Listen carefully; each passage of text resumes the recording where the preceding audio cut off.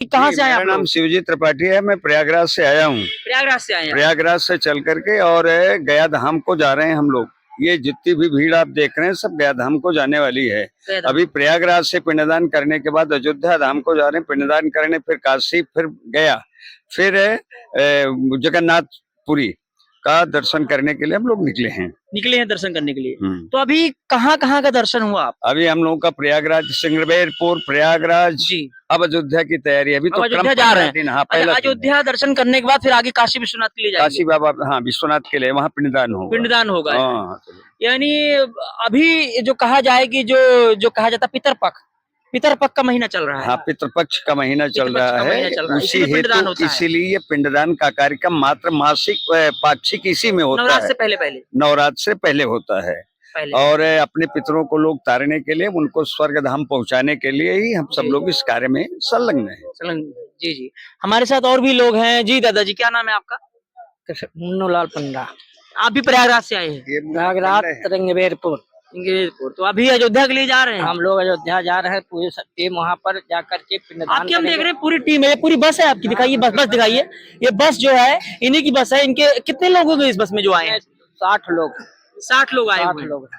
60 लोग आए हुए हैं। और आज यहाँ रुकने का कैसे विचार बना आपने? यहाँ पर भोजन स्थान अच्छा दिखाई दिया। यहाँ पर सब सुविधा था, तो हम लोग गाड़ी यहाँ खड़ी कर दिए और यहाँ पे जो है भोजन पानी करके देख सकते हैं। देखिए भोजन भी बन रहा है, इधर दिखाइए। देखिए भोजन बन रहा है।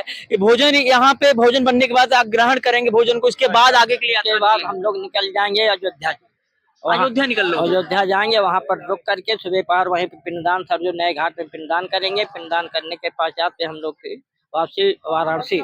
इसके पहले तो प्रयागराज की चर्चा इतनी ज्यादा थी, महाकुंभ को लेकर करोड़ों श्रद्धालु महाकुंभ में जा रहे थे। हम आज, आप तो प्रयागराज से हैं, लेकिन इसके पहले लोग तमिलनाडु, महाराष्ट्र, कहाँ कहाँ से लोग आते थे और प्रयागराज महाकुंभ में डुबकी लगाने के लिए जा रहे थे। उनके लिए क्या कहना चाहेंगे?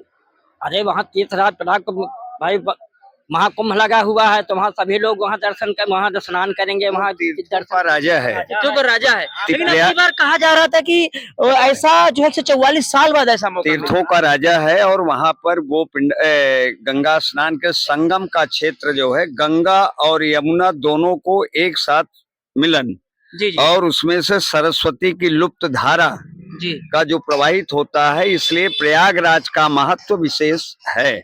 और पूरे विश्व के लोग आए अब की बार, क्योंकि अब की बार का जो ये कुंभ महाकुंभ लगा था, ये कुंभ 144 वर्ष बाद आया था। अब ऐसा कुंभ दोबारा 44 वर्ष बाद अब ये नहीं, अब ये देखिए साहब, इस पर कुछ कहा नहीं जा सकता है। ये आस्था का सैलाब है, ये आस्था का सैलाब है और समरसता का भाव है।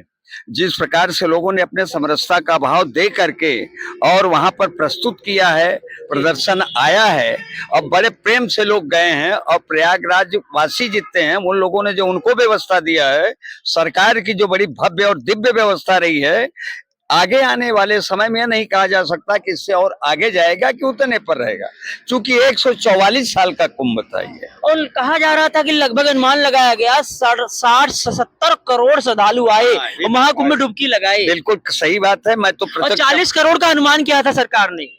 हम लोग वहाँ के प्रत्यक्षदर्शी हैं, देखे होंगे, प्रत्यक्षदर्शी हैं। हम लोग व्यवस्था में लगे थे। हम लोग व्यवस्था में भी लगे थे। आप समझ लीजिए कि 15 दिन 20 दिन तक तो लोगों को इस पार से उस पार, मोहल्ले के लोगों को सब्जी तक के लिए परेशान होना पड़ा है। ये ट्रैफिक की समस्या सबसे बड़ी थी। और ट्रैफिक तो जन के लिए उसकी तो कोई बात नहीं। उसके लिए लोग 50-50 किलोमीटर से दूर से लोग पैदल चल करके आए।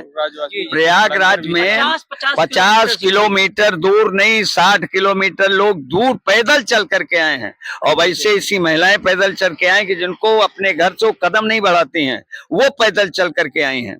हमारे यहाँ नवाबगंज है, हथिया है, मलाका है, फाफा मऊ है, इधर नैनी है, ये सागल चारों तरफ से लोग पैदल ही उसमें आते थे। क्योंकि जब इतना ट्रैफिक की समस्या थी, ट्रेनों को फाफा मऊ ही रोक दिया जाता था। वो जगह जगह फाफा मऊ नहीं था, वो प्रदेश के पूरे जिले जितने थे, प्रदेश के जितने स्टेशन थे, समस्त स्टेशनों पर, उत्तर प्रदेश को छोड़ दीजिए, आप अन्य प्रदेशों में अगर जाते ना, अन्य प्रदेशों में, बिहार में रोका गया, मध्य प्रदेश रोका गया, गुजरात तक में ट्रेन रोकी गई, बंबई रोकी गई, इसलिए कि भीड़ वहां पर इतनी नहीं समा सकती। इतना बड़ा आस्था का सैलाब हिंदुओं का था। हिंदुओं का एक सैलाब है, आस्था है। लेकिन ऐसा पहली बार हुआ है, ऐसा पहली बार ऐसा हुआ है। इतनी भीड़ पहली बार। प्रयाग में तो भीड़ होती है, लेकिन इस बार ज्यादा हुई। की बार ज्यादा हाँ। हुई है कुछ। और व्यवस्था और ये भी सरकार ने नहीं सोचा था कि जो श्रद्धालु महाकुंभ की तरफ जा रहे हैं वो अयोध्या भी जाएंगे और काशी भी जाएंगे, क्योंकि उसका असर अयोध्या और काशी में भी नहीं। वो तो जो इतनी दूर से चल करके कोई तमिलनाडु, मेघालय, नहीं बाहर देशों से, विदेशों से जो आ रहे हैं, तो उनको तो ये है भाई कि बाबा विश्वनाथ जी चर्चित और प्रसिद्ध हैं, और अयोध्या धाम भगवान श्री राम का है, निर्माण भी हो गया, उनकी प्राण प्रतिष्ठा भी पुनः हो गई है। तो इसलिए हमको ये, और चित्रकूट भगवान श्री राम का जो स्थल रहा, निवास, जहाँ पर वो वनवास करते थे, उस समय का धाम था, इसलिए लोगों ने इन सारे 3 स्थानों पर बहुत ज्यादा किया। माँ विंध्यवासिनी का स्थान, इन मंदिरों में भी लोगों को स्थान नहीं मिल पाया। वहां के लोग रोजी रोजगार से तृप्त, यही नहीं है, ये महाकुंभ जो है इतने नहीं दर्शाया है कि भीड़ आई, 150 किलोमीटर के इर्द गिर्द दायरे में रोजगार की वृद्धि की है। रोजगार का हमने देखा कि अवसर जो अयोध्या प्रयागराज हाईवे पर अगर बात की जाए, जो ढाबे थे उससे ज्यादा ढाबे महाकुंभ में खुल गए, बहुत सारे ढाबे, और लोगों को रोजगार भी मिला। बहुत ढाबे खुले, ढाबे नहीं, ढाबे तो लोग इस प्रकार के, बता रहा हूँ कि रोजगार इतना बढ़ा है। चाहे आप परिवहन विभाग, एक लोगों के कंप्लेन दी बाहर के राज्यों से, जब पूछते थे उन्होंने कहा कि इसका जो लोकल के लोग थे उन्होंने उसका खूब फायदा उठाया, जो सामान था उससे उचित दाम पे बेचा गया। देखिए भाई, ऐसा है, अगर मार्केट में मिल नहीं रही है तो कहीं से अगर खरीद करके ले आएगा ज्यादा महंगे दाम पर, तो क्या करेगा, सस्ते दाम पे बेचेगा क्या? वो भी तो की समस्या थी, जाम था बिल्कुल, कोई कहीं पे ले आएगा। 24 घंटा भीड़ रहती थी, 24 घंटा यहाँ पे लाइनें लगी रहती थी। नल जो है, जी यहाँ नदी बह रही थी, पानी की नदी बह रही ये थी। देखिए अभी दशा इसकी। अच्छा, यहाँ मतलब श्रद्धालुओं का जमा बड़ा यहाँ भी रहा होता है? अरे महाराज, यहाँ भरा रहता था हमेशा। हम बीमार पड़ गए उसी में, बीमार पड़ गए आप? हाँ। अच्छा। अभी तक ठीक नहीं हुए। इतना श्रद्धालु यहाँ रुकते थे? हाँ।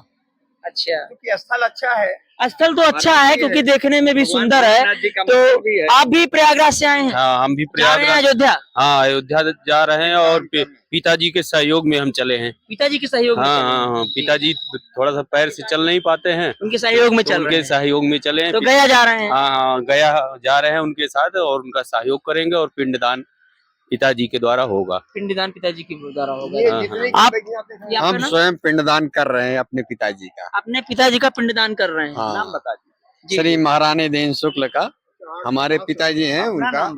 और हमारा नाम देवेंद्र प्रसाद शुक्ला है। जी जी जी, जो प्रयागराज के रहने वाले हैं, प्रयागराज से रहने वाले हैं। और इतना चर्चाओं में था प्रयागराज महाकुंभ के दौरान, आज आप लोग खुद ही प्रयागराज की धरती पे, अयोध्या की धरती पे आए हैं। हाँ, तो ये सौभाग्य की बात है कि हमें अब पितरों का तर्पण करने का और पिंडदान करने का शुभ अवसर मिला।